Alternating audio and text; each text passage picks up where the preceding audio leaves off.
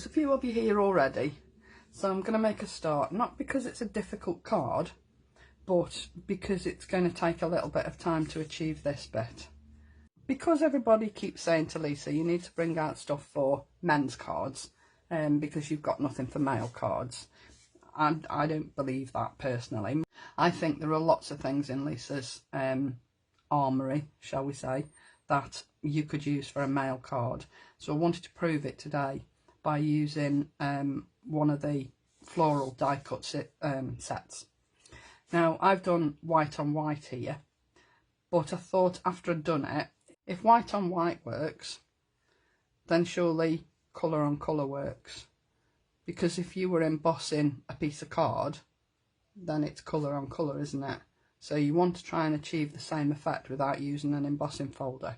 So this doesn't come in an embossing folder, so it's a perfect one to use to sort of demonstrate that you can have an embossed effect without actually using an embossing folder. Personally, I prefer the embossing folder every time because this is fiddly, but at the end I will show you what other sets that I think you could also use to get the same sort of effect. So this is white on white, and today we're going for brown on brown. Okay, so let's just quickly run through what I've used. I've used both of the Skinny Alphabet sets that Lisa bought out, and I love these because if I just show you the one set, because they're both similar, not those, they come in one piece. So if you run this through your die cutting machine on white or coloured card or whatever, you can get a complete alphabet in one swipe of your die cutting machine, and that's what I've done. I mean, I've got quite a few here. I've only cut 2 colours because I needed two of everything, one for my example card and one for what I'm using today. But both sets are exactly the same. So if you just run that through your die cutting machine 2 or 3 times, just think how many combinations of words, names, etc. you could have at the end of, I don't know, 20 minutes of die cutting. But they are fabulous sets. So this is the Trailing Leaves set, and I just think it's one of those sets that you could do feminine or masculine, funky, classic, whatever. It fits all sorts of styles. Okay, and again, and these are single now because I've cut them all. I've cut them all out. I think it's a fabulous set. It's so versatile, and it comes in useful when you're using the jug, urn and vases set. Perfect for that. So that's the set I'm using today. I've also used the nested scalloped and stitched rectangles, which are out of stock at the moment, but I've used them for my frames on my card, so I'll pass over those. And then I've used these. Now, I've said to you before how useful I think these are. You get 16 sheets of stickers.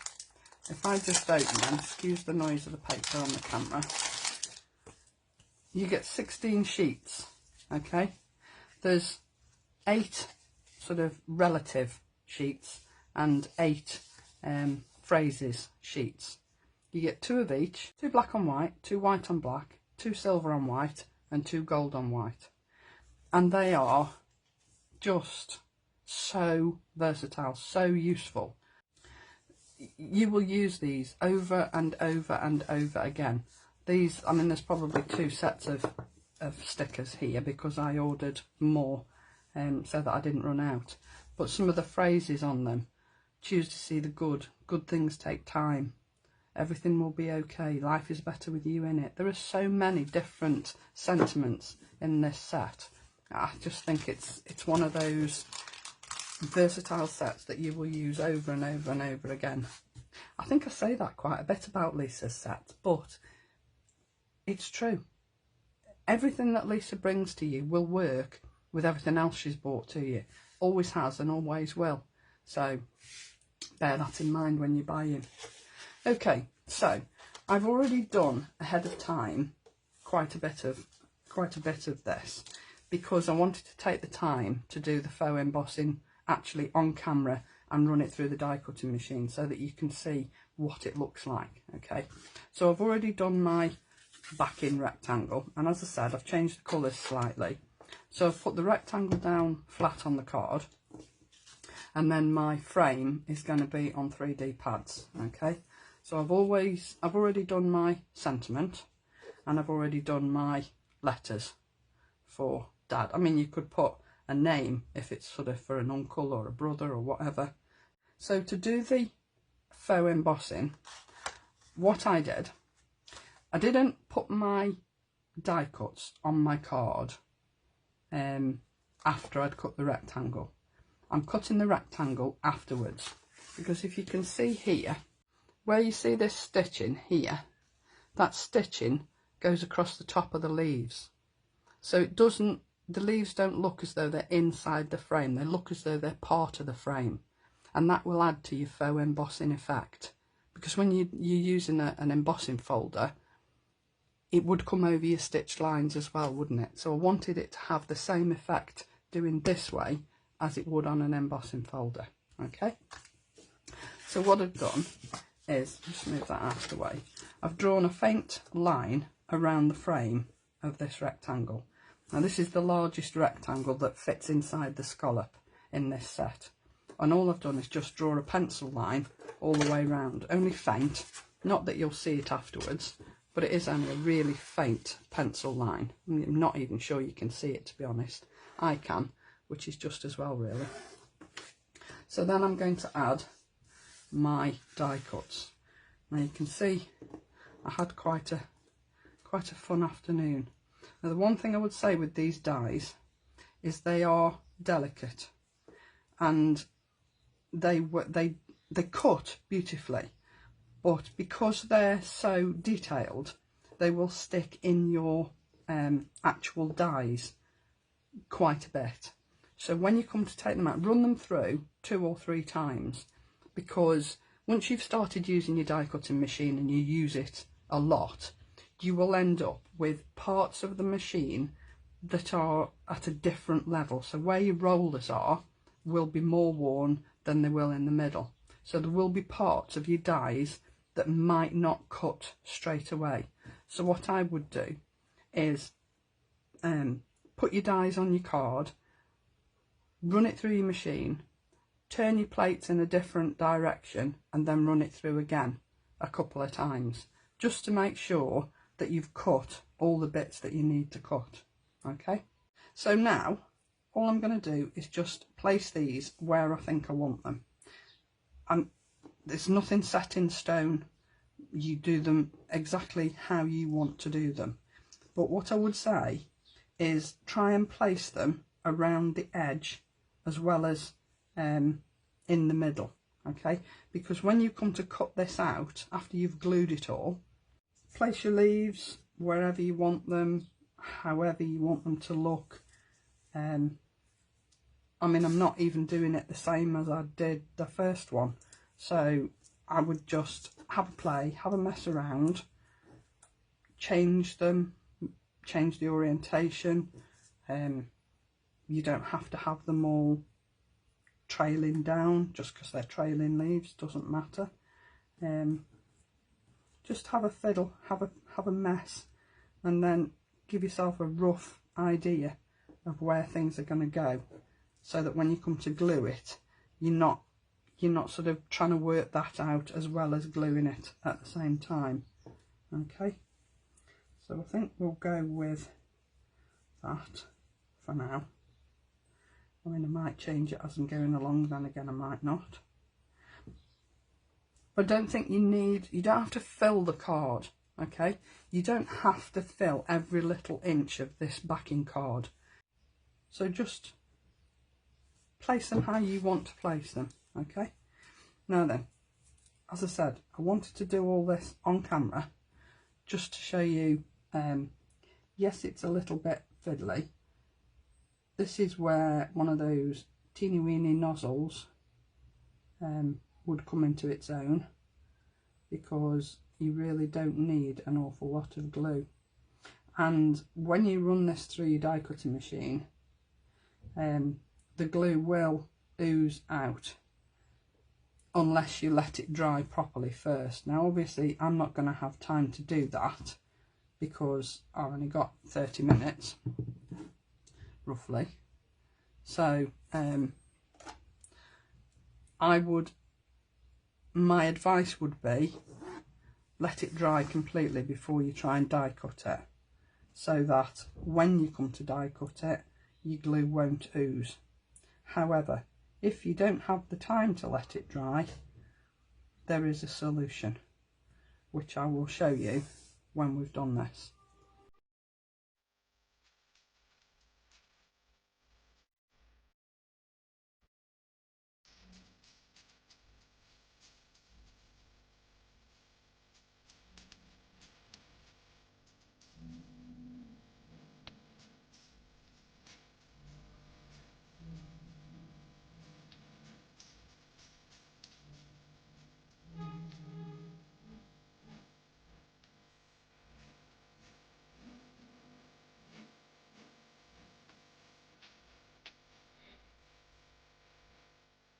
Okay, so I've done all my placing of my die cuts.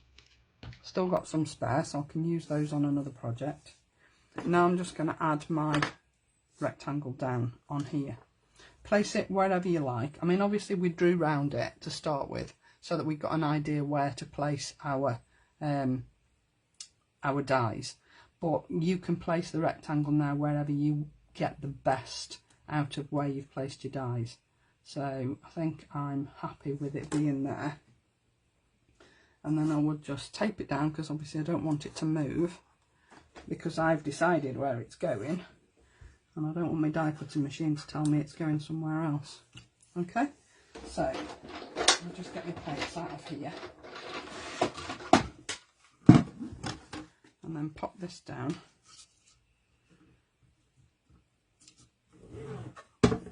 like so. And obviously, because you've got this straight edge, put your plates through at a slight angle, so that it helps your plates go through.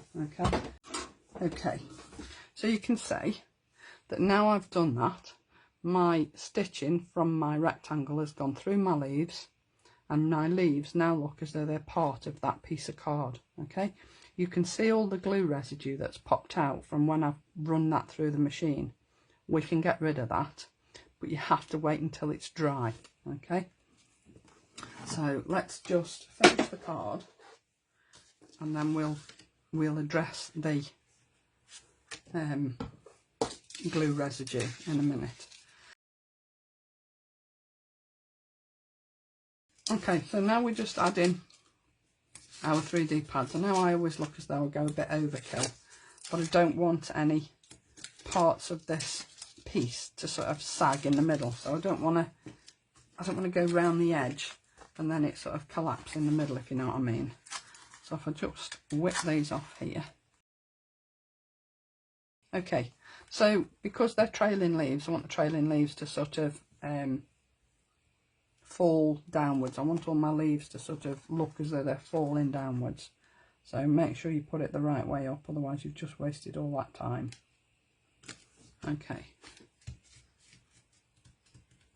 Now then, if you want to get rid of that glue, use your glue eraser. If you haven't got a glue eraser, why haven't you got a glue eraser? I didn't have till Lisa bought this out, and I have to say it's probably one of my most used bits of kit in my craft stash. And all you need to do is just go around where that glue has oozed out of the sides of your dies, your die cuts rather, and just gently rub away at the glue that's on the card.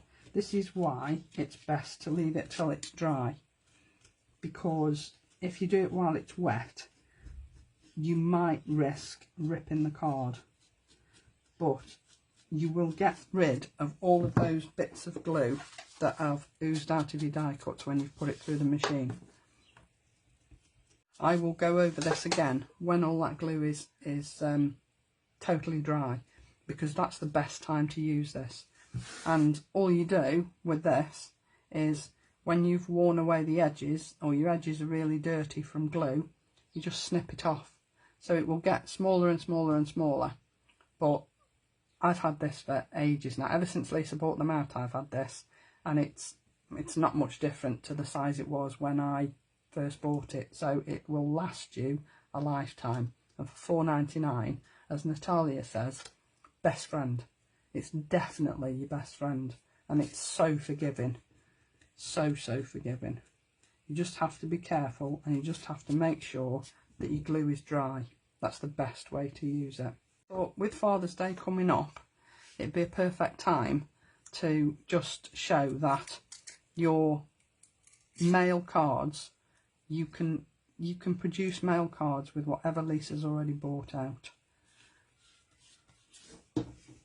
Okay, so I'm just going to add my dad down here. Now I went with black on white on here. I went with brown on black on here because I wanted something that would make the word pop a little bit. Well, I can't use brown on this because it'll be brown on brown. So I've gone with the two background colours that I've used on my card. Okay. Now I would just line this up. Just use a piece of straight card to line it up so that you get it in a straight line, because the last thing you want to do, and you've spent all that time, is put your word wonky, isn't it? So I'm going to put my glue on all of them.